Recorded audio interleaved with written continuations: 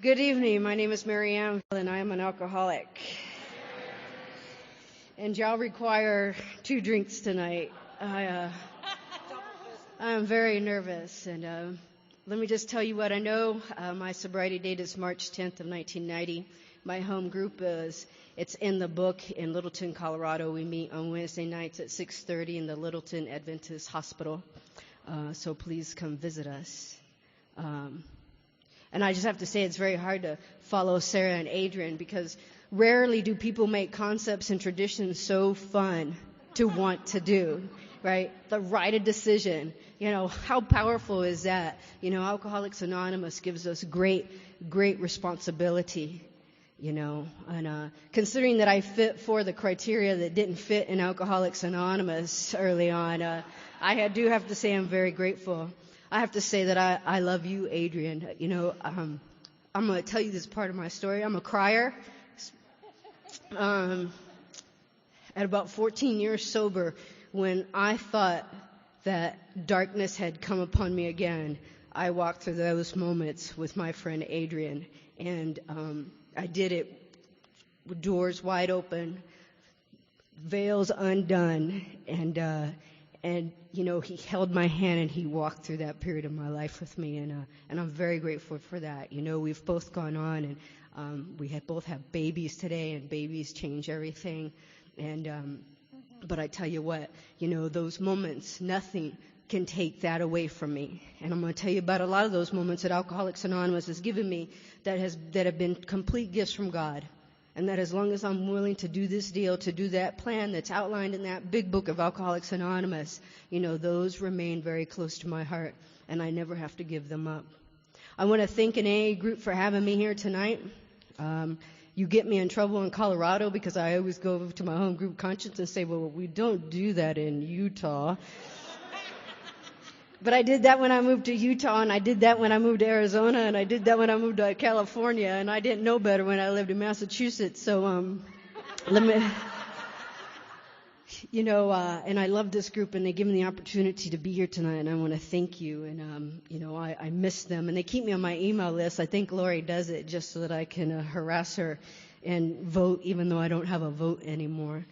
And, tonight coincided, or this weekend actually coincided, and here's this one, the gifts of Alcoholics Anonymous. My partner and I, we have an 11-month-old, and that's my family today, thanks to Alcoholics Anonymous. And we have a tween in our life. She turned 12 today, and she coincided with being able to speak tonight. And so we got to show up Saturday for her surprise birthday party. And man, what a gift. What a gift to be able to be there. And,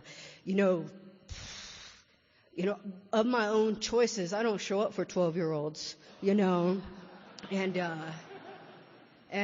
Alcoholics Anonymous makes that possible. And let me tell you a little bit about what it was like. I usually go on, and it's really boring. I have to tell you right now, I grew up in a small town the size of this gymnasium, and this half were the untreated Al-Anons, and this half were the untreated alcoholics, and y'all were having a lot of fun, and you looked really miserable. So guess which team I joined? And I swore I'd never be like you, And sorry, some of you heard part of this story today. I don't know which parts you'll hear again. I mean, last night I got a chance to speak at the VOA, so you might hear some repetition because it didn't change from yesterday.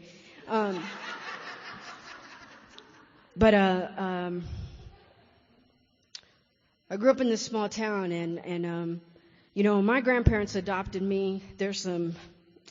We're an alcoholic family, so the story it's been told many different times, and it's all different ages at which point I was adopted, but I was adopted at some point in my childhood.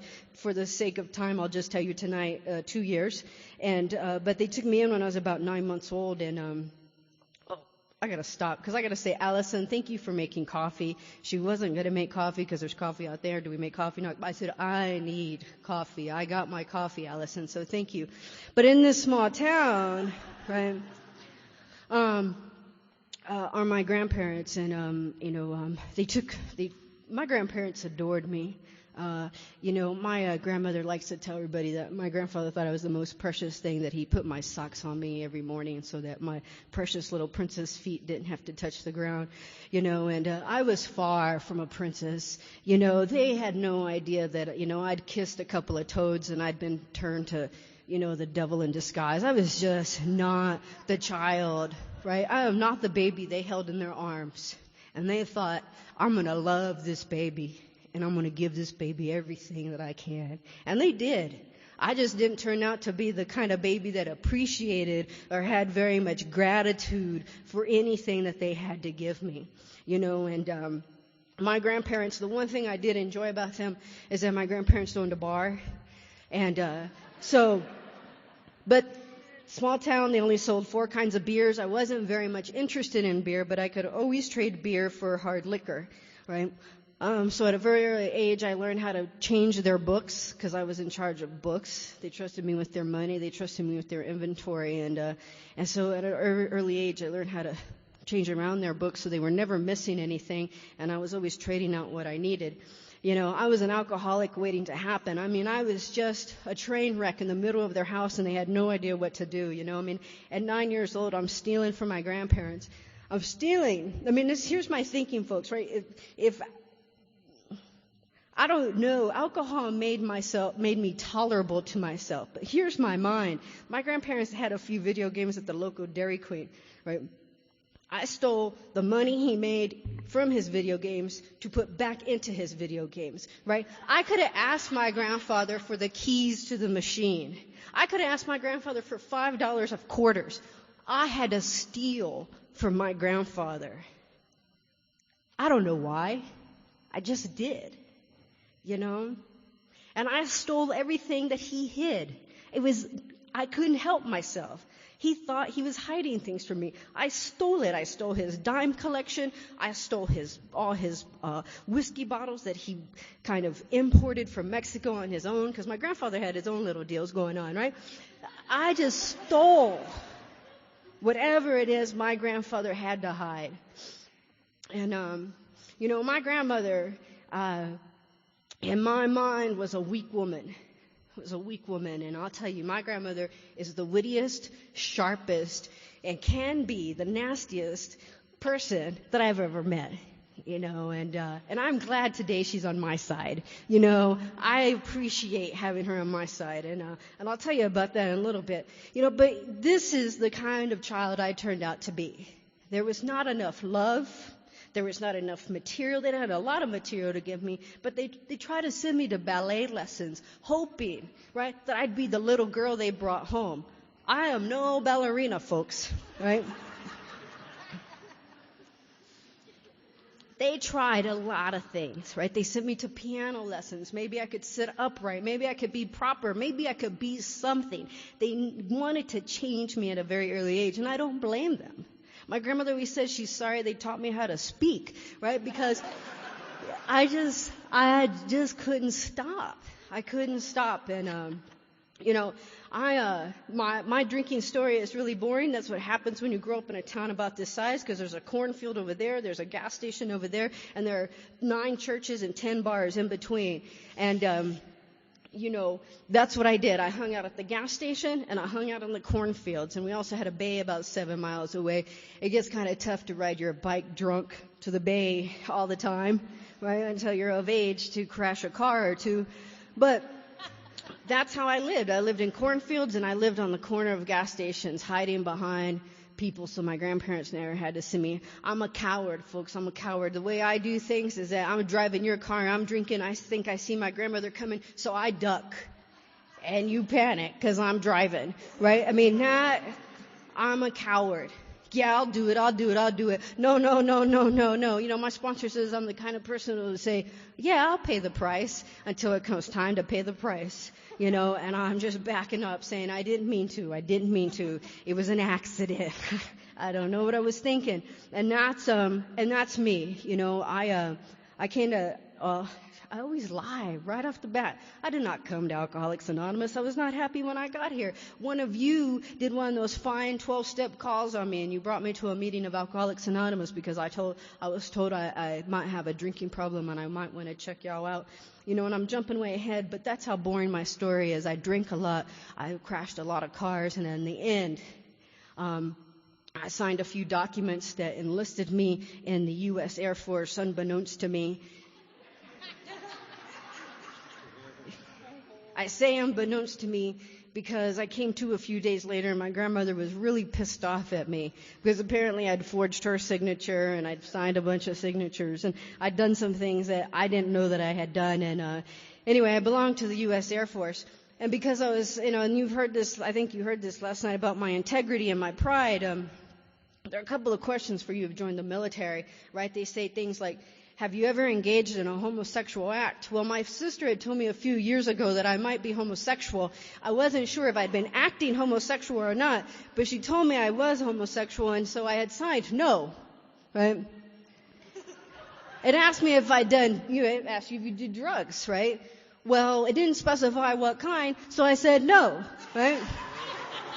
Now, they must have been really desperate because I clearly was out of my mind when I signed all this paperwork. But off I'm going to go, right? He's probably got his toaster for the month or something by signing me up. I'm not quite sure, And what's amazing, a friend was with me, and how he didn't sign up, but I did, I still don't get to this day, and I haven't asked him, to be honest with you. But anyway, so I have spent much of my junior high and high school career getting by. And that's what my story is in Alcoholics Anonymous. My sponsors makes me tell you that my first 10 years don't count because I didn't do very much to get it. I did as much as I could so that it didn't hurt anymore. But I didn't do very much so that I could grow spiritually, And so I spent a lot of those years just driving a truck through people's lives.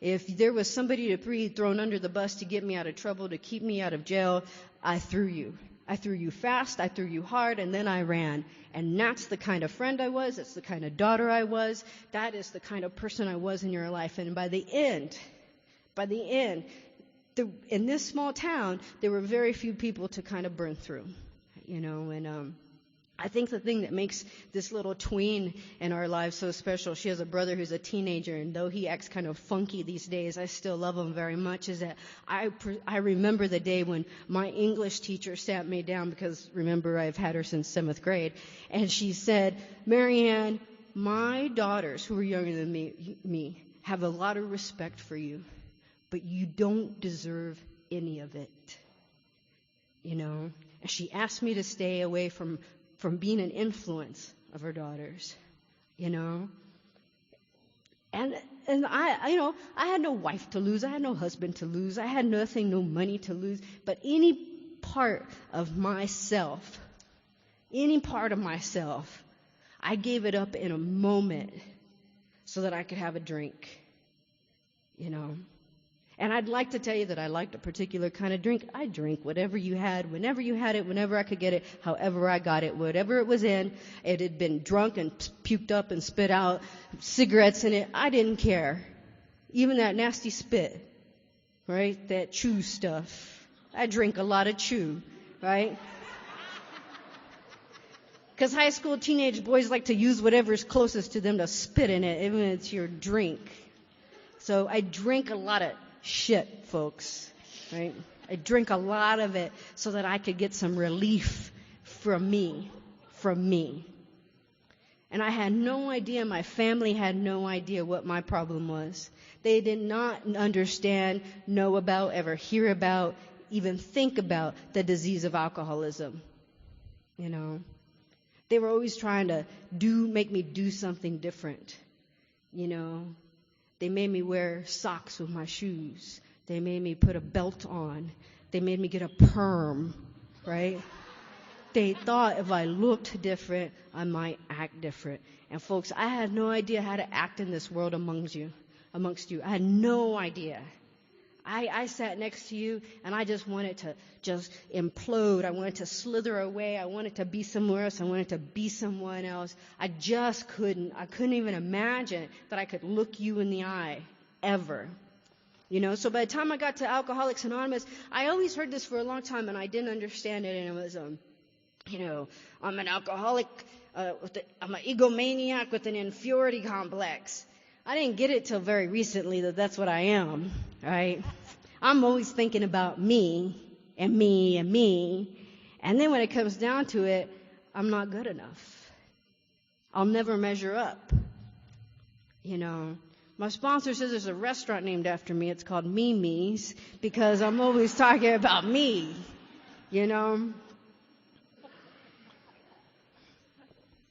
I know you're recording this, so I'm going to say that I love my sponsor. And I do. I do love my sponsor. She's been kind to me recently, but I know it won't last long.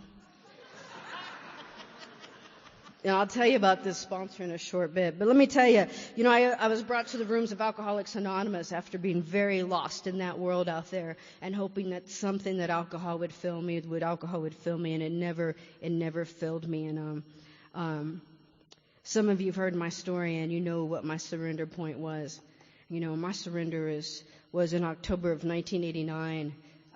My first, I don't know, it was my first moment of clarity, I guess you might say, that there might be a problem. And it was in October of 1989. It was Halloween, and I'd been asked if I could not take a drink for a weekend. And I thought, no problem. I can not drink for a weekend. I'd been in some trouble. Y'all know what that's all about, right? I've been in some trouble, get people off my back. I said I'd get some help. I went to get some help. She asked me, do you have a problem? No, I don't have a problem. My family has a problem. You should meet my dad. You should meet my blah, blah, blah, blah, blah. Right? Don't drink for a few days. Sure, no problem. She didn't tell me it was Halloween weekend, right? So come Halloween weekend, it's Thursday, Friday, Saturday. And anyway, I see her on a Thursday, and I'm drunk till that Monday. But the moment... And I woke up, still in that phase, that new phase of development in our lives where we think, how did we get here again? But something was different this time because that weekend I'd gone to a costume party and I'd worn the best thing that I had as my costume party, and that was my uniform. And really illegal, right? And I came to that weekend, and we know what it's like to come to. We know what it's like to come to with strangers. But I came to next to a boy. And that is very troublesome for somebody who doesn't come to next to boys very often. And I thought, alcohol is taking me to some new lows, right? And cemeteries were pretty typical for me. I don't know what it is with me as cemeteries. And so that was my first moment of clarity that there might be a problem with my drinking. It had been kind of followed by other things at that point. And anyway, I was told that a woman alcoholic could pick me up and take me to a meeting. I had no idea. If you're new, I know there's some new folks here tonight. Don't worry, they have let queers in, but we're okay, right? But let me tell you, if you're new, the things that they talked about tonight make this meeting possible, right? You may not understand what it means. It may be something you think, God, I don't want to ever see those traditions in my life. I thought that for a long time. But I tell you what I know is that what they were talking about tonight makes these kinds of meetings possible. And we have a responsibility to Alcoholics Anonymous. And somebody took that responsibility in that 12-step, and they picked me up and they took me to a meeting. And I didn't know where I was going or what was happening. Remember, I don't know if you know this by now, I live in Massachusetts because I did a geographic, and my problems followed me. And they were all encased in here. And so I was taken to this meeting. Meetings in Massachusetts are mainly in church basements.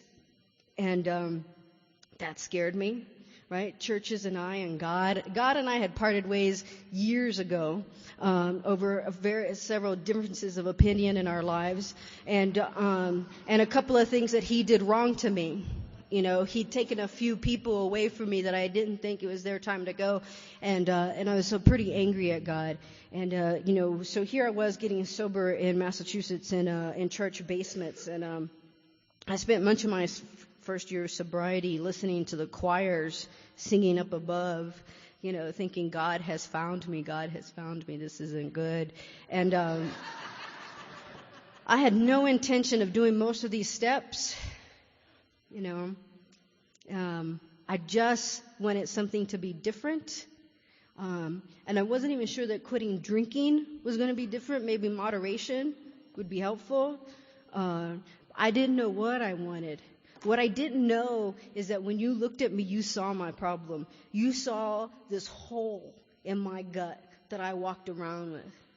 You saw me trying to put anything and everything in it as quickly and as fast as I could to hopefully feel a little bit of, that breath you want to take without feeling like your heart's going to crawl out of your mouth at the same time. Like it was just and I got that. I got that from that first drink. Or maybe I got it in the 8th drink. I wasn't really quite sure which drink it was going to be, so I had to keep taking drinks till I got. And then it just kept going. And so I got to these rooms, and I heard a lot of things, like blah, blah, blah, blah, blah, blah. God. Blah, blah, blah, blah, blah. Coffee. Thank you for having cookies, right? Most of us go to meetings for cookies, right? I choose my meetings by their cookie selection. I didn't hear a lot, but what I heard, I could do coffee, I couldn't do God. And I looked at those 12 steps that y'all had hanging on those pretty banners. It said 1, 2, and the traditions I didn't even pay attention to because they didn't even make sense to me. But those steps had a lot of God in them. And so I made a decision fairly early on that I wasn't going to do those, right? That I could possibly do 2 or 3 of the steps. It seemed good to me. But here's what happened. It didn't matter whether I thought I could do the steps or not. I sat in these rooms, and not just this room on Monday night. On this room, maybe Monday night, then another AA room on another Monday night, another room on another Monday night. And then I'd think, I really can't go on Friday, Saturday, and Sunday because I have a lot of work to do. I was in school. I had a lot of homework. So I sat in a different meeting every Wednesday night, maybe this room Wednesday night, another room Wednesday night. I never got to know you, you never got to know me, and I increasingly got to hate you, right? Because you'd go off in your little smoke breaks and you'd all, yeah. And this was me. And you know who you are because you've done this.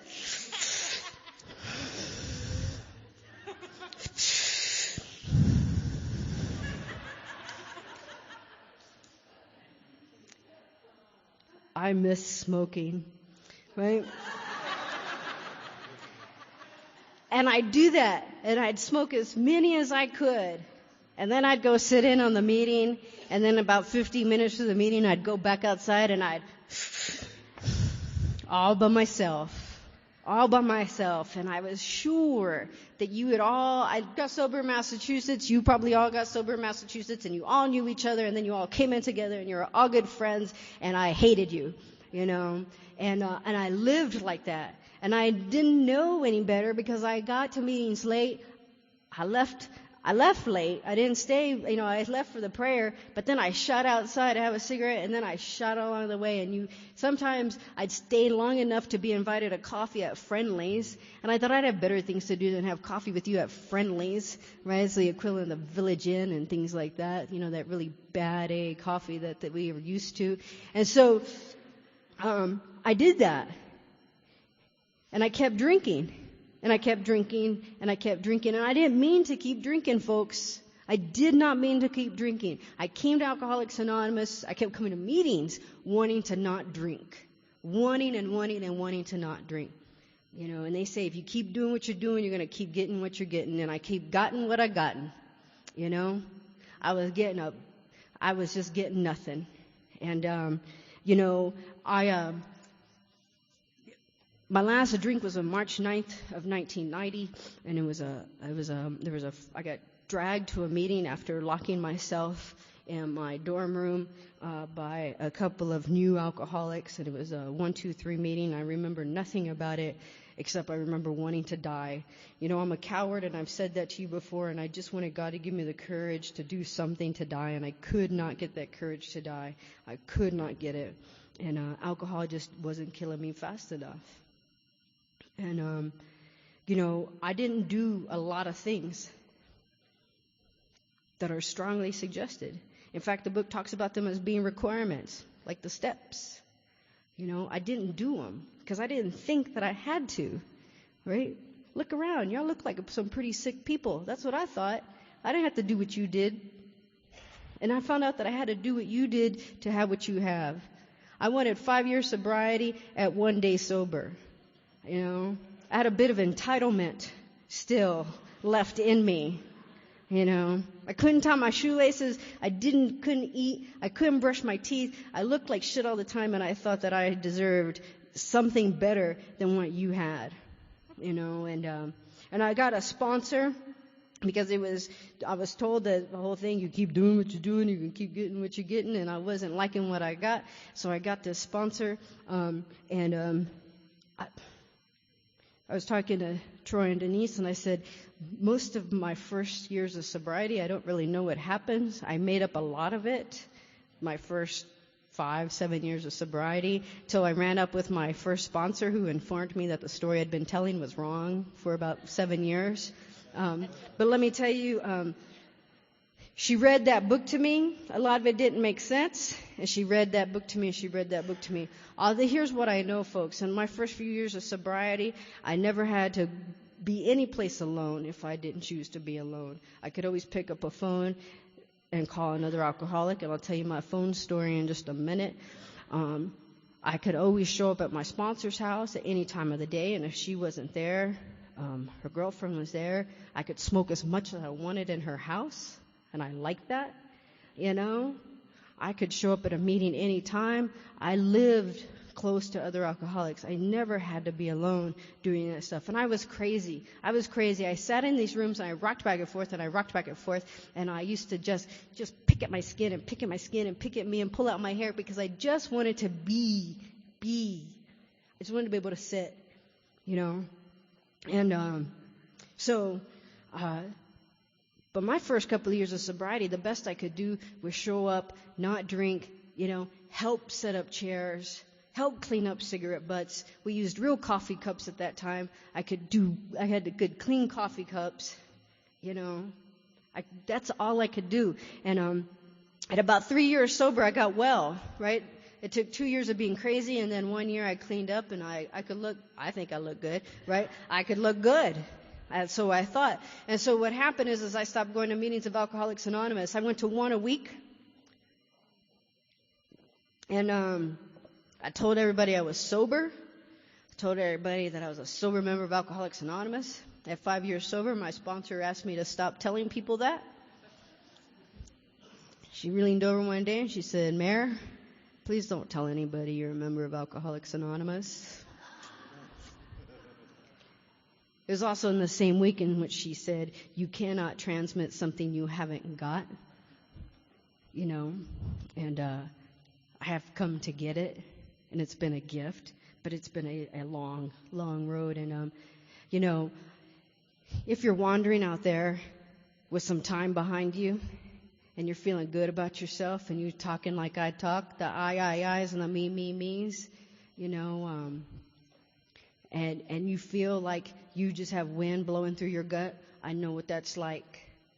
One meeting a week wasn't cutting it for me. And these poor guys used to sit and listen to me take apart the big book because I thought it was grammatically poorly structured. And that's all I talked about at that big book study. And they just laughed, right? They knew I was that person in the big book, that poor Sally whistling in the wind. I can't whistle. But I was that poor person just kind of white-knuckling it through, holding on, until the day came that I wished one more time I could die. I just wanted to die. This Alcoholics Anonymous might work for you, but it wasn't working for me. And, Troy loves it.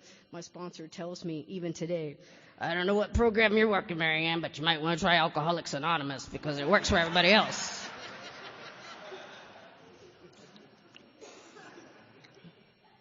And at about 4 years of not drinking, I moved to California. And boy, time has just flown right here because I'm just in California.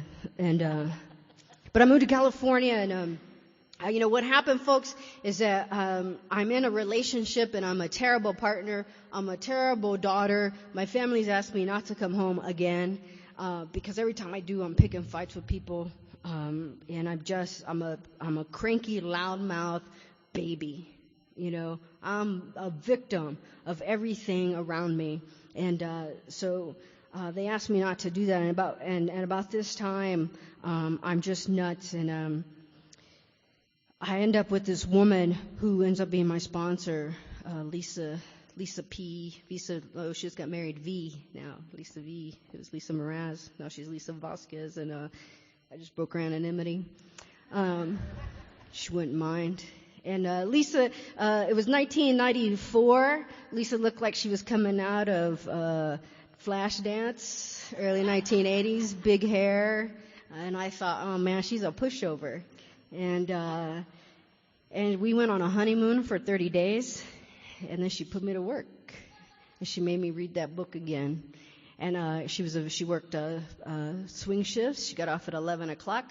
I was always sitting right outside her apartment by 11 o'clock when she got home because I couldn't stand to be alone again. I couldn't stand to be with myself again. And she started going through this book with me. And we started working these steps again. I'm one of those people that thought, I did the steps. I understood them. I got them. What's the problem? I'm done. Right? I'm done. I can go on. I can live my life, and I can live happily ever after. I didn't know that I had to do this on a daily basis, And so she took me through these steps again. And a couple of things have happened in my sobriety from that point. And I did share this. And I share this all the time because it's so pivotal in my sobriety. Because God and I, at 4 years sober, were still not talking. He may have been talking. I was not listening. And I was not going to have a conversation with God. I would do that third step prayer and pretend, fake it, yes, God. But God knew what I was saying. I'm going to say it here. But you know what I was saying to God. And, what happened is that at 5 years, in 1996, my dad was diagnosed with pancreatic cancer. And many of you have heard this story, but what happened is that Alcoholics Anonymous gave me the opportunity to finally start to clear away the wreckage of my past. And I was suggested that I go home and I try to be the daughter that I could never be before, And in July of 1996, I went home and I said to my grandmother, is there, I can stay home if you like. And she said, no, mija, you go back to school. My grandmother always thinking about me. And I said, no, really, I can stay home if you like, and I can do anything you want,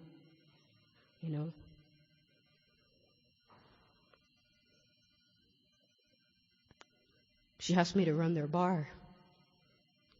Didn't flinch. Didn't think about any of the things I had ever done to them. And for the next 4 months, I ran their bar, and I didn't lick my fingers.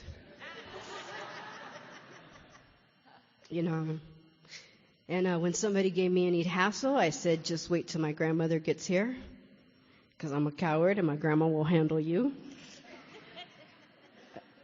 And, when it came down to it, my grandfather pulled me aside. He has 4 children, older than me, and he pulled me aside and he said, mija, do you think I should get chemo, or should I just let myself die in peace? I said, Daddy, I don't want you to die, but I don't want you to suffer. And I'll do whatever it is you want me to do today.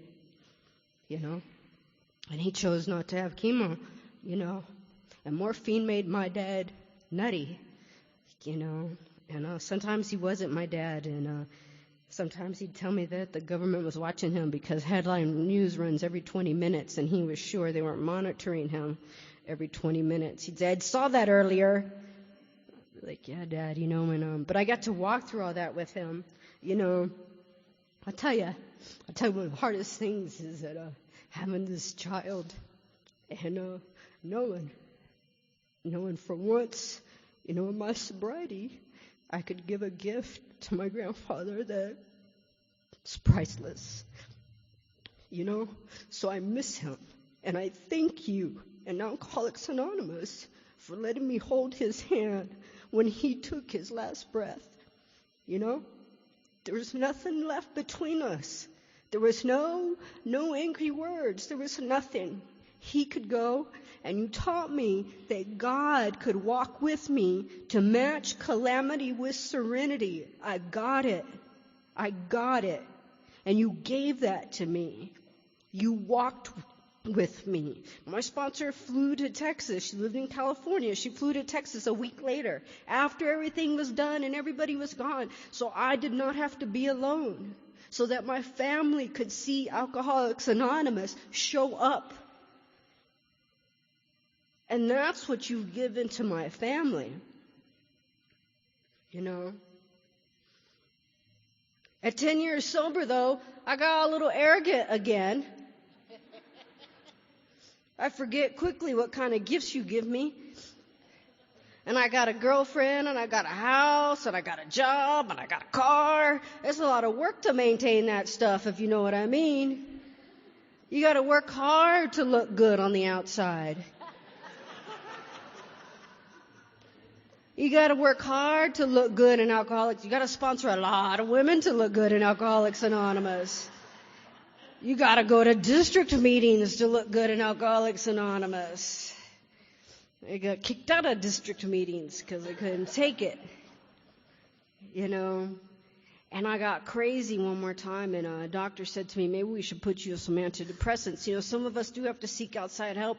And I'm going to have to tell you this quickly is what happened is that at 10 years sober, boom, I'm hit with me again. I'm hit with the reality that of myself, I am nothing. I am big, fat, arrogant, schmuck loser is what I am. And I walk around being that person on pages 60 to 63. I'm a producer of confusion rather than harmony. I want you here, no, there, oh, there, no, move. Give me. Where's mine? I live like that, and I couldn't understand why I was wound so tightly. And I went to my sponsor, Lisa, and I said, they want to put me on drugs. I want to die. I don't know what to do. I'm sponsoring women. I'm being of service. I'm doing this. I'm doing that. I'm doing, right? And she said, Mary, I don't think I can help you anymore. Now, this woman gave me another gift. I have no ownership over the women who come into my life. I just give them what I have. I give freely of what I've been given so that they may freely give of what's been given to them. And the day comes when we may have to part. And she said, I cannot help you anymore, but I know somebody who can. And that's my current sponsor today. And I went to this woman who lived in Blythe. She now lives in another part of California. But I drove 2 hours. I lived in Arizona. I drove 2 hours to see this woman because she said she needed to see me eyeball to eyeball. We know what that's like, eyeball to eyeball. It's very important. And she looked at me and she said, I know what your problem is. I was like, good. You put the cart before the horse. Yeah, what does that mean? Put the cart, what does that have to do with the fact that I want to die? I had put all material before all spiritual. I had put houses and girls and cars and jobs and all these things that I thought made me look good. I put it all before God and Alcoholics Anonymous. And it's very hard to keep it all together, And she took me to the women I've sponsored who might be here tonight know I love this page on the 12 and 12 on page 76. The Chief Activator. You know what Chief Activator means, Maryann? Yes. Right? I don't know. Maybe. Right? The chief activator of our defects of character is self-centered fear. You're living in self-centered fear. The fear of losing something you have, or the fear of not getting something you want. What are you afraid to lose, and what are you afraid you're not going to get? Everything. And that's what it was everything. It was everything. And, I had to work really hard to get back on that AA spiritual beam. She'd say to me, "Didn't we just talk about this last week?" I feel like she'd grab me by the scruff of my neck and put me back up, and the minute she let go, I'd just plop off again, right? Because I just was like, yes, I want God. Oh, but that job, I just couldn't stay focused. And, I love my sponsor because she's not been very nice to me. If you're nice to me, I'll take whatever is in your pockets, And so she had to be very clear with me about what was to happen next. I was 10 years sober and I had to color every day. I thought I was too good for that. I thought I was too well for that. But I'd sit in the parking lot of my job because I was afraid to go inside because the receptionist didn't like me. I put all of myself on the receptionist, who didn't care about me. It wasn't that she didn't like me. She just didn't care whether I walked through the door or not. But I had such fear of walking by her. I had to go make amends to her for that. My sponsor makes me make amends to people who I talk about for assassinating the good character of their name. I try not to talk about people,